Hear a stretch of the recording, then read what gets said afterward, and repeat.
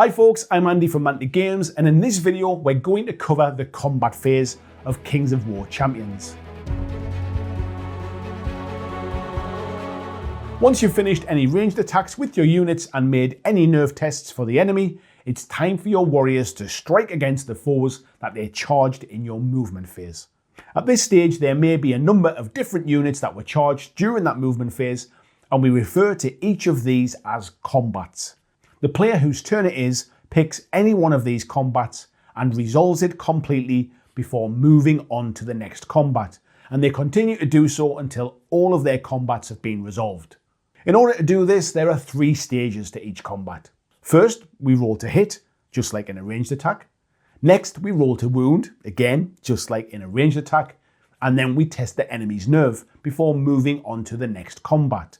Now, if multiple units are charging one enemy, we resolve each attack before rolling the nerve test.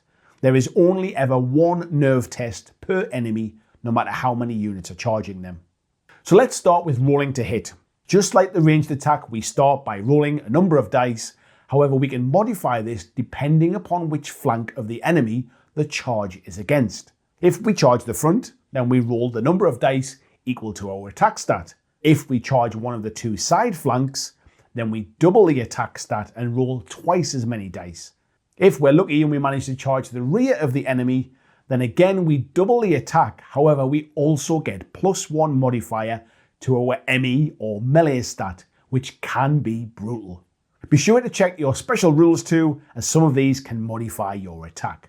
In this instance, the Macabre missionaries charged into the side flank of the Wolfpack warriors. So we double the number of attacks, which states 10 on their card stat, and we roll 20 dice, hitting on a 4+ as shown on their ME stat. We roll the dice and we get 9 successful hits. Now again, like in the ranged attack, we roll to wound. We take the 9 dice that were successful hits and we look to see what our enemy's defense stat is. In this instance, it's 4+. We do, however, have a special rule of crushing strength 1, which means all melee attacks from this unit have a +1 modifier when rolling to damage. So that takes the 4+ to a 3+. We roll the 9 dice again and need 3s or higher. We have 7 successful rolls and we cause 7 points of damage to the warriors. Now we consult their nerve value, which is 14+, and we roll 2 dice to test for their nerve. We roll a 6 and a 3, which totals 9. We add the 7 points of damage which the unit has taken to this, which gives us a nerve test total of 16. As the warrior's nerve value is 14+, our total is higher and the warriors are routed and removed from the battle.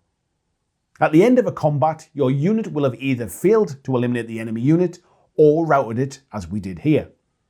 If the enemy unit remains, we push the enemy unit directly away from all charging units by 2 inches. This ensures that units are not just constantly locked in battle. If the enemy unit was routed, then you have a few options. You can either have your unit remain exactly where it is, you can regroup, which allows you to stay where you are, but pivot around your center point to change your facing. You can fall back. This allows us to move D3 inches directly backwards, and you must move the full distance rolled. Alternatively, you can move forward. Here you can move D3 inches directly forward, and again you must move the full distance. In all of these instances, you must end your move at least 1 inch away from any enemy units.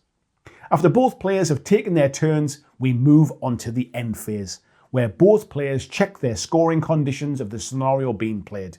We remove the order tokens from the battlefield and the round ends. Players continue alternating turns and completing rounds this way until an agreed time limit or round limit is reached. This is usually determined by the scenario that's being played.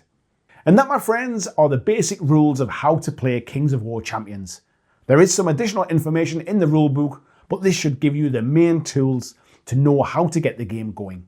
Now get out there and forge your own legends in Kings of War Champions.